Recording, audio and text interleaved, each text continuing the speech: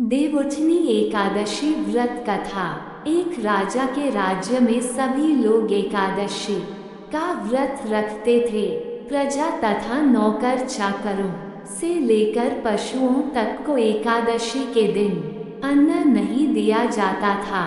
एक दिन किसी दूसरे राज्य का एक व्यक्ति राजा के पास आकर बोला, महाराज कृपा करके मुझे नौकरी पर रख लें। तब राजा ने उसके सामने एक शर्त रखी कि ठीक है, रख लेते हैं, किंतु रोज तो तुम्हें खाने को सब कुछ मिलेगा, पर एकादशी को अन्न नहीं मिलेगा। उस व्यक्ति ने उस समय हाँ कर ली, पर एकादशी के दिन जब उसे फलाहार का सामान दिया गया तो वह राजा के सामने जाकर गिड़गिड़ाने लगा, महाराज इससे मेरा पेट नहीं भरेगा, मैं भूखा ही मर जाऊंगा, मुझे अन्न दे दो। राजा ने उसे शर्त की बात याद दिलाई, पर वह अन्न छोड़ने को राजी नहीं हुआ। तब राजा ने उसे आटा, दाल, चावल आदि दिए। वह नित्य की तरह नदी पर पहुंचा और स्नान कर भोजन पकाने लगा। जब भोजन बन गया तो वह भगवान को बुलाने लगा, आओ भगवान, भोजन तैयार है। उसके बुलाने पर पीताम्बर धारण किए भगवान चतुर्भुज रूप में आ पहुँचे तथा प्रेम से उसके साथ भोजन करने लगे। भोजना दी करके भगवान अंतर्धान हो गए तथा वह अपने काम पर चला गया।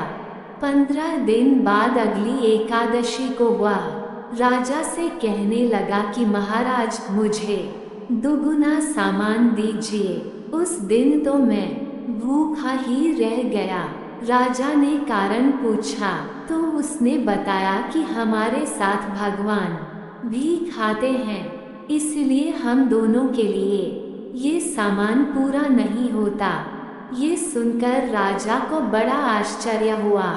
वह बोला, मैं नहीं मान सकता कि भगवान तुम्हारे साथ खाते हैं।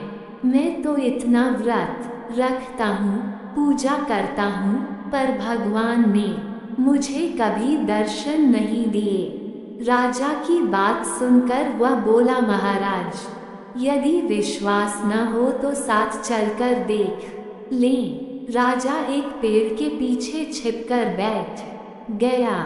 उस व्यक्ति ने भोजन बनाया तथा भगवान को शाम तक पुकारता रहा, परंतु भगवान न आए। अंत में उसने कहा, हे भगवान, यदि आप नहीं आए तो मैं नदी में कूदकर प्राण त्याग दूंगा। लेकिन भगवान नहीं आए। तब वह प्राण त्यागने के उद्देश्य से नदी की तरफ बढ़ा। प्राण त्यागने का उसका दृढ़ इरादा जान शीघ्र ही भगवान ने प्रकट होकर उसे रोक लिया और साथ बैठकर भोजन करने लगे। खा पीकर वे उसे अपने विमान में बिठाकर अपने धाम ले गए। ये देख राजा ने सोचा कि व्रत उपवास से तब तक कोई फायदा नहीं होता जब तक मन शुद्ध न हो। इससे राजा को ज्ञान मिला। वह भी मन से व्रत उपवास करने लगा और अंत में स्वर्ग को प्राप्त हुआ। देवउठनी एकादशी कथा -2। एक राजा था, उसके राज्य में प्रजा सुखी थी। एकादशी को कोई भी अन्न नहीं बेचता था, सभी फलाहार करते थे। एक बार भगवान ने राजा की परीक्षा लेनी चाहिए। भगवान ने एक सुंदरी का रूप धारण किया तथा सड़क पर बैठ गए। तभी राजा उधर से निकला और सुंदरी को देख चकित रह गया। उसने पूछा, हे सुंदरी, तुम कौन हो और इस तरह यहाँ क्यों बैठी हो? तब सुंदर स्त्री बने भगवान बोले, मैं निराश्रिता हूँ, नगर में मेरा कोई जाना पहचाना नहीं है, किससे सहायता मांगू? राजा उसके रूप पर मोहित हो गया था।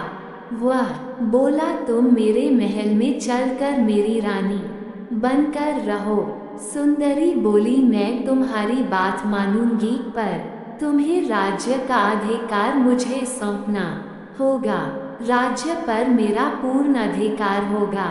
मैं जो भी बनाऊंगी तुम्हें खाना होगा।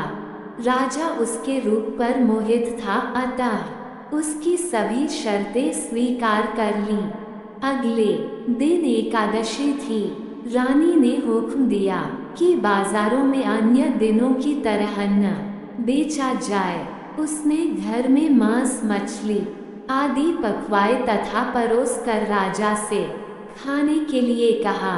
ये देखकर राजा बोला, रानी, आज एकादशी है, मैं तो केवल फलाहार ही करूँगा। तब रानी ने शर्त की याद दिलाई और बोली, या तो खाना खाओ, नहीं तो मैं बड़े राजकुमार का सिर काट दूंगी। राजा ने अपनी स्थिति बड़ी रानी से कही तो बड़ी रानी बोली, महाराज, धर्म न छोड़ें, बड़े राजकुमार का सिर दे दें। पुत्र तो फिर मिल जाएगा, पर धर्म नहीं मिलेगा। इसी दौरान बड़ा राजकुमार खेल कर आ गया। माँ की आंखों में आंसू देखकर वह रोने का कारण पूछने लगा तो माँ ने उसे सारी वस्तुस्थिति बता दी। तब वह बोला, मैं सिर देने के लिए तैयार हूँ। पिताजी के धर्म की रक्षा होगी, जरूर होगी। राजा दुखी मन से राजकुमार का सिर देने को तैयार हुआ तो रानी के रूप से भगवान विष्णु ने प्रकट होकर असली बात बताई। राजन, तुम इस कठिन परीक्षा में पास हुए। भगवान ने प्रसन्न मन से राजा से वर मांगने को कहा तो राजा बोला, आपका दिया सब कुछ है, हमारा उद्धार करें। उसी समय वहां एक विमान उतरा। राजा ने अपना राज्य पुत्र को सौंप दिया और विमान में बैठकर परम धाम को चला गया।